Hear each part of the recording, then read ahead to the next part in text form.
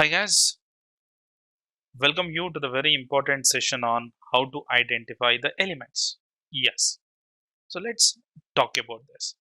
Here I have a facebook.com and I have an element called edit box, email box.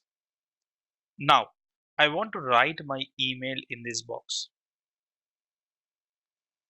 So I need to write a script such a way that it will identify this element and it will write email into it.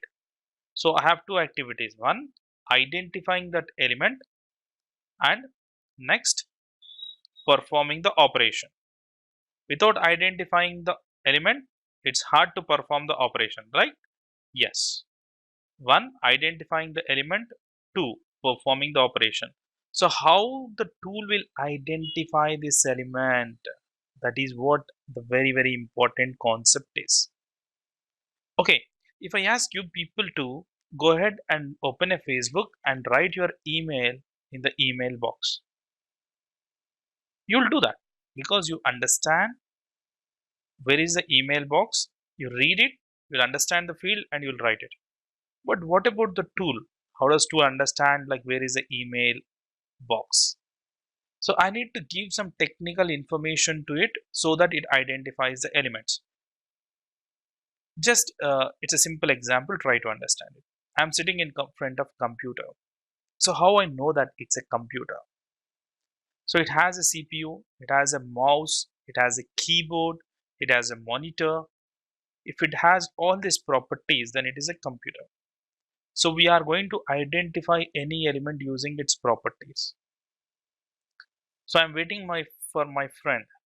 Two people are walking towards me. One is my friend and the other one is an ex person. How I'm going to identify my friend? Using obviously my friend's properties. It may be height, color, gender, nationality. So whatever it may be. Using this set of properties, I'm going to identify who is my friend and the other ex person. Simple, right? The same process is applicable for the Selenium also. So we need to give some sort of properties so that it identifies it. So as if now the properties means here it has a one property called ID. This element has a property called ID and the value is email. Email. So I can say to that, go and identify a element with the ID called email. Then it will search the whole web page and it will try to identify that uniquely and it will try to perform the activity. That's good. But how would I know that that element has a property called ID? Who is going to give it? That is what the important is. Point one, your tool is going to understand the elements using its properties or attributes. Properties or attributes. That is one. Next, how would I know that what is the property of attribute of that element? How would I know that what is the ID of this element? How to know that what is the text of this element? So there should be some tool which should help us for this, right? Because you can't dig your source code and you can't find it. Anyways, you'll get that in the source code. But digging the source code will take a lot of time. So for that, there should be some tool which should help us to identify what is the property of that element. Then after we can perform the testing activity, then after we can write a script to identify that. But the very first thing is that we need to get the attributes or properties of it, so that if we can feed that attributes or properties to the Selenium try to understand that elements and identify that elements. If Selenium identifies that element, then it will then it will perform the operation on it, right? Yes. So for that we have an excellent tool called Firebug. Firebug. It's an extension of Mozilla Firefox.